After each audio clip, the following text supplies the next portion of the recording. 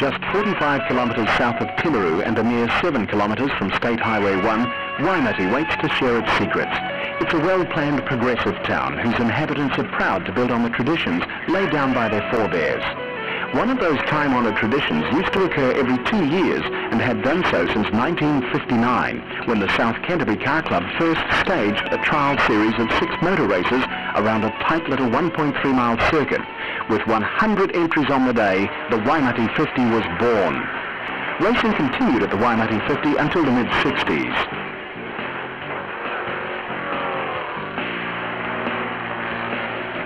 The meeting went into recess until it was decided to restart in 1991, exactly 25 years since the last checkered flag fell. The race went into recess again before being brought back to life in 2010. The full-on racing around the streets may be gone, but in its place, a full-on racing weekend. The White Horse Motors Hill Climb. The Main Street Thunder drag racing down the main street of Waimate. A very competitive rally sprint. And of course the Waimate 50 itself, a street sprint with no equal anywhere in New Zealand.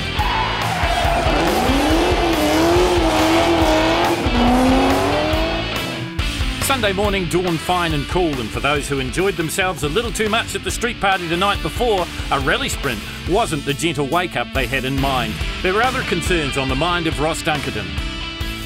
I don't have an intercom system, so I've got to drive it blind, which is a bit scary because there are quite a lot of tricky corners in there. So I might just hang around here and wait for about 4 or 5 hours until they've actually swept it, so I don't have the old heart pumping too much. The it that Dunkerton talked about was the 5.8 kilometre Dunlop rally sprint on the outskirts of town. Scotland's Tommy and Ali McKay in their BDA Mark 1 Escort testing the heavily gravelled roads earlier on. Tomo and Barry Lowe were back in their V8 fire and dust-belching 71 V8 Falcon. Although not completely suited to the twists and turns here at Waimate, Tomo, or Dave Thompson, uses this car in the full-on Australian Rally Championship, always putting on a good show, just as he did at Waimate.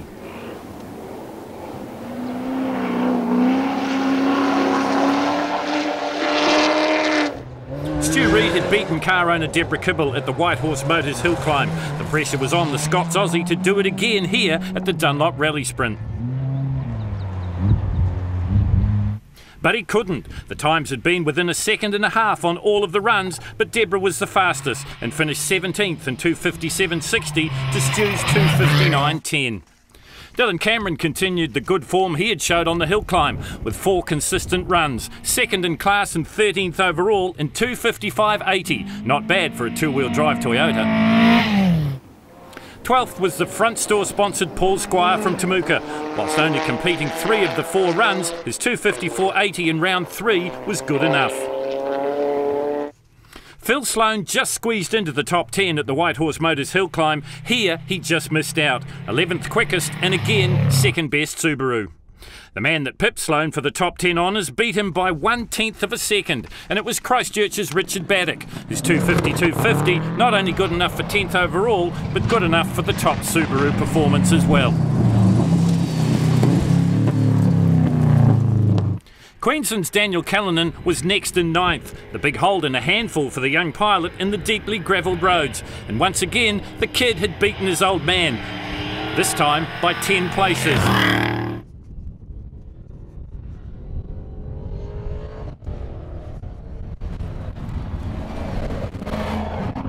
Punching above his weight with a 3rd at the hill climb meant the bets were on to see if Paul Dixon could do it again.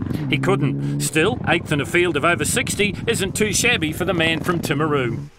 Dunedin's Steve Wellington had won the hill climb the previous day, but here at the Dunlop Rally Sprint he couldn't repeat the dose, completing just 2 runs.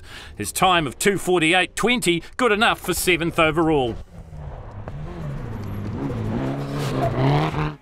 The car was all Ford, well, nearly, but the scream was pure Nissan.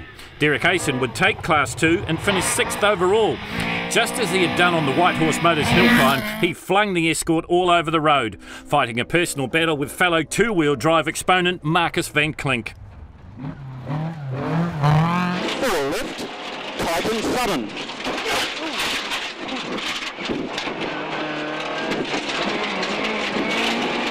5 right, 6 left, finish. Oh, that was a little bit lucky.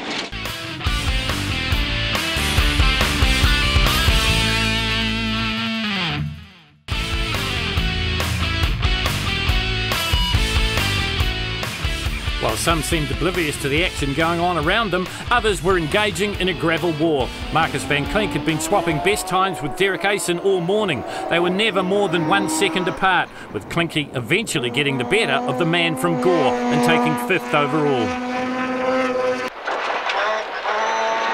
And 6 right plus. 5 left, small cut, 30.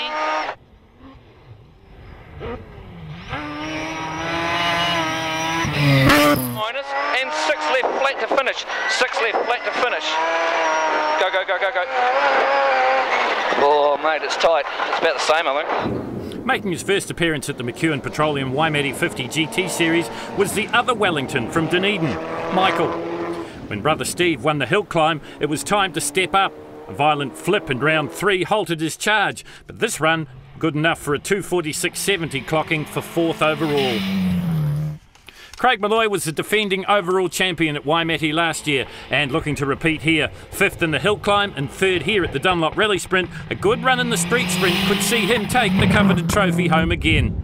Completing just 3 of his allotted 4 runs, it was now onto the streets for Craig Malloy.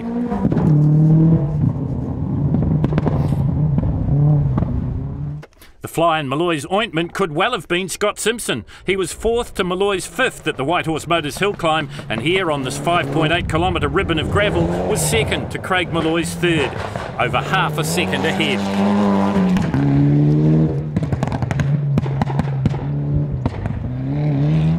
Bert Murray had battled preparation time even to get to the start line for the hill climb, where he finished 6th overall. And what some said was the performance of the weekend, Murray took his ex-Neil Orport main freight Mazda RX-7 to 1st place, and in the process hit speeds of over 180 kilometres an hour on the straighter sections. This had been a truly dominant performance. His best time of the day for the 5.8 kilometre roads that make up the Dunlop Rally Sprint at 2:43.40.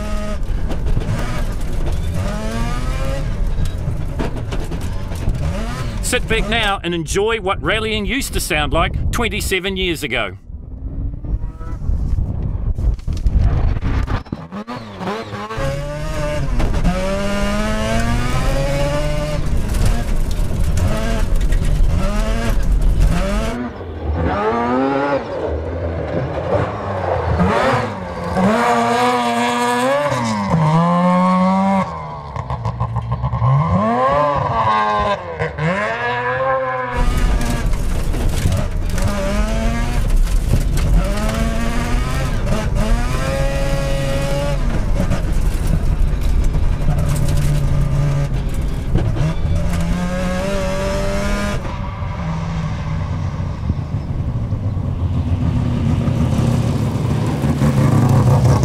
We weren't going to run the car, the engine's been out of it, and very fortunate local guy, Mark Horrell here.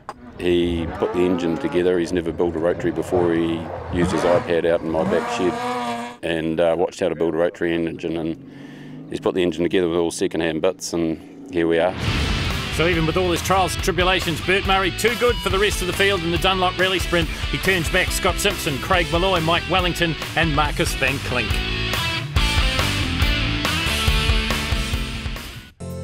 As the rally sprint continued, things were hotting up in town. The crowds were starting to gather, being entertained by favourite New Zealand band, the Waratahs.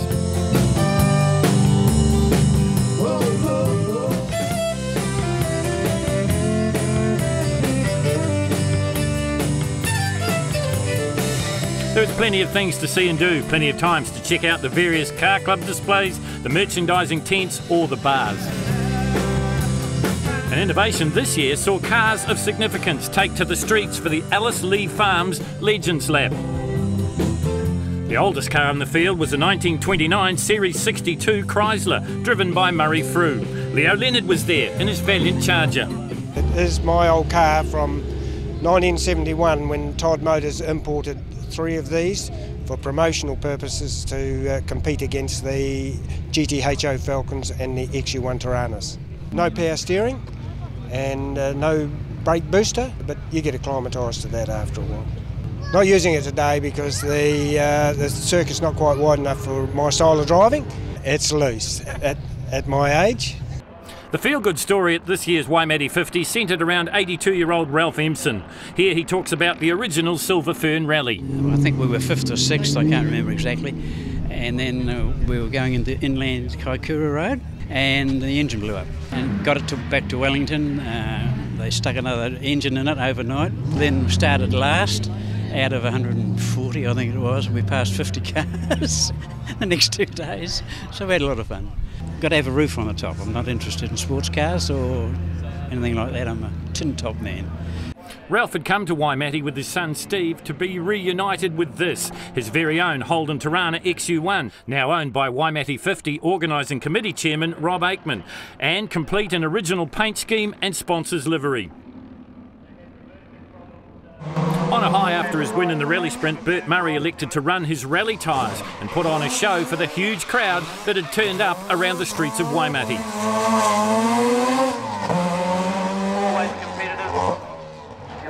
Unlike in its heyday, the Waimate 50 street sprint is run as a time trial, and that means people like Joshua Jamieson get 3 runs, with only the best time counting. For competitors like Bruce Mitchell, it was a chance to test his circuit-prepped Toyota Starlet around this very technical track. Completed over 2 days, it's a tribute to the track-building team that the circuit is finished with all modern safety considerations and ready to race early Sunday morning. At the McKeown Petroleum Street Sprint, there was a home for many cars, like the Mitchell Motorsport Honda Integra of Dunedin's James Mitchell. His best, a 1:16.46, good enough for the 16th quickest on the day.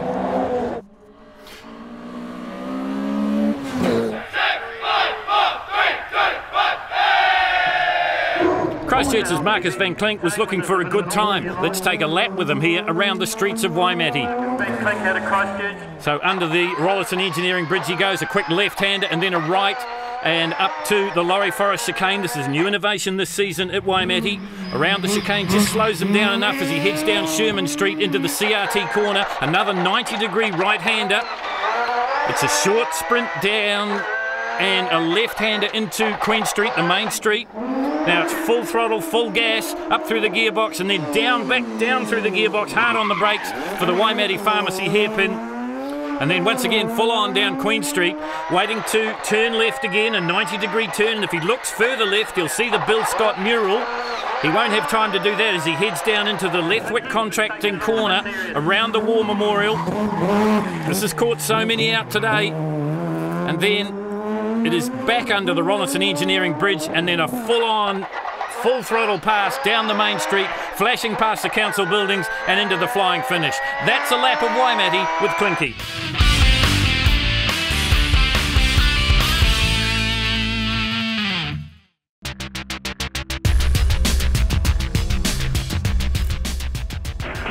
In the inaugural event of 59, just as the starter's flag fell, an electrical storm struck the circuit, turning the course into a lake, a true test of skill for any race driver. The storm had accounted for the poor time of 70 minutes set by Bruce McLaren from Auckland in his immaculately turned out Cooper Climax. The young McLaren recorded the fastest lap time of 55.7 miles per hour, although he did clock in a 69 mile per hour in 1 minute 06.5 seconds. This time was never beaten in years to follow. There was no sign of the rain that plagued the 1959 and first Waimate, but it was slippery.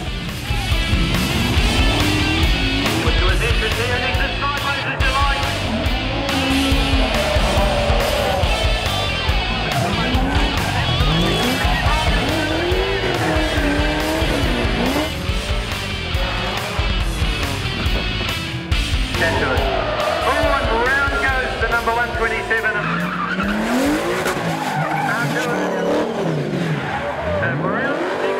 But serious here in the flying left. Oh, here we go! Oh, how about that? What a save! Well, he got the tyre ball, but what a save!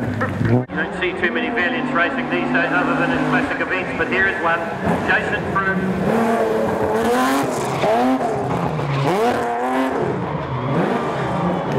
Daisy. Also racing a Charger was motor racing veteran Jimmy Little. Little has raced lots of cars and lots of different tracks, but he's got a bit of a soft spot for Waimate.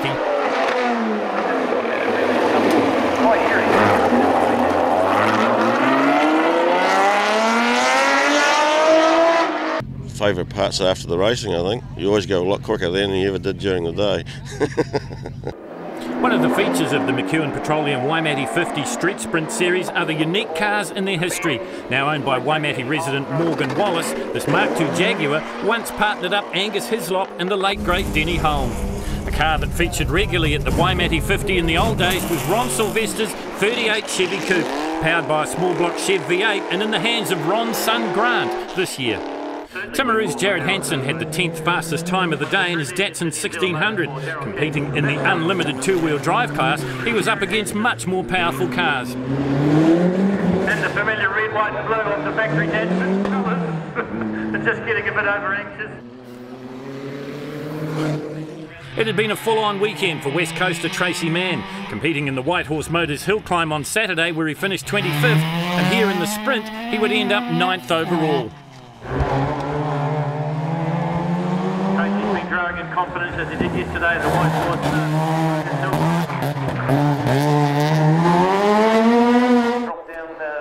Paul Beattie had raced in everything as well, but that's the spirit of the McKeown Petroleum Waimate 50 GT Series. Nowhere else in New Zealand can you race 4 different styles of competition in one weekend, and that's why Mr. Beattie keeps coming back.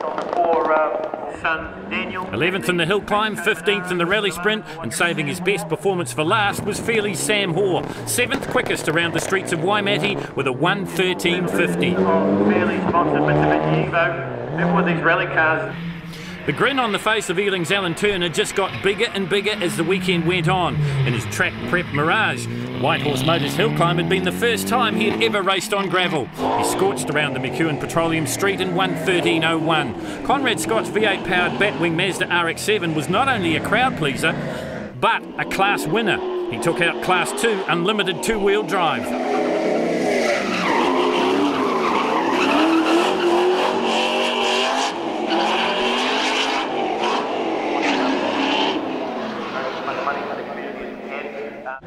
Car 124 was Jason Baines from Ashburton, driving a Mitsubishi Mirage Cyborg. It runs Mitsubishi Evo running gear, hence the 4-wheel drive. This car was built to go fast on the seal, and that's exactly what he did. One of the earlier runners, he was 4th overall for the day.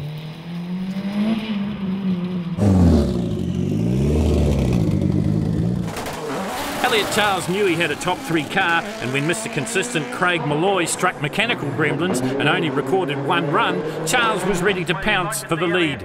He would come up 1 short. His best time of a 1:09.29, good enough for 2nd overall.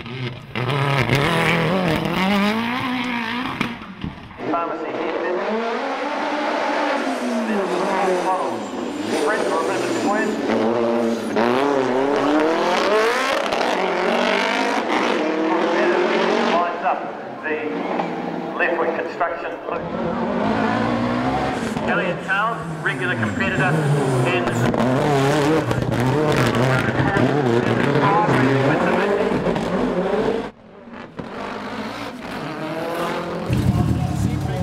just as he had been at the Luke Jewellers Main Street Thunder the night before, the fastest man on the street was once again Glenn Frew.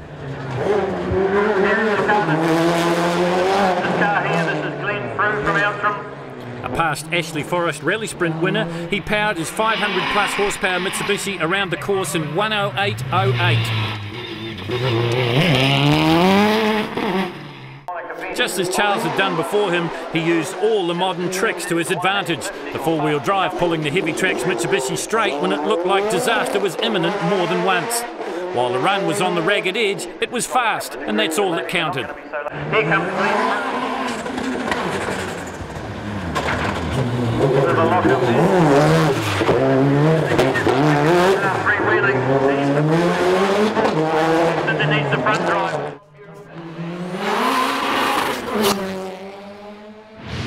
So Glenn Frew proves that his Mitsubishi Evo is the fastest thing on the streets of Waimate by taking the street sprint from Elliot Charles and Craig Malloy. 4th place is Jason Barnes, and in 5th it's Class 2 winner Conrad Scott. 6th place is Alan Turner, and in 7th it's Sam Hoare. Even though he had troubles at the street sprint, managed to complete just one run, Mr. Consistent was once again Craig Malloy. 3rd on the streets, 5th at the hill climb, and 3rd again in the rally sprint, enough to take out the McKeown 50 GT Series Championships overall. So Craig Malloy repeats the deed he performed last year, but it was close between him and Bert Murray. Marcus van Klink is 3rd overall, and in 4th it's Scott Simpson. Waimate. You love Waimate. Waimate 50. I will be here next year, but I'm probably not with the Falcon. I might bring a Triana over or something a bit different. Oh, I love Waimate. I came 2 years ago for the first one, and it's just a fantastic weekend. I remember coming here as a kid and watching some of the classic racing around town. The whole sort of atmosphere of the event, you know, once it sort of starts Friday night, right through till Sunday night, just nothing stops. It's such a great event, and it's just we just hope it keeps going. Well, it really puts us on the map. It's good roads, good event. It's pretty cruisy, and it's just a lot of fun, really.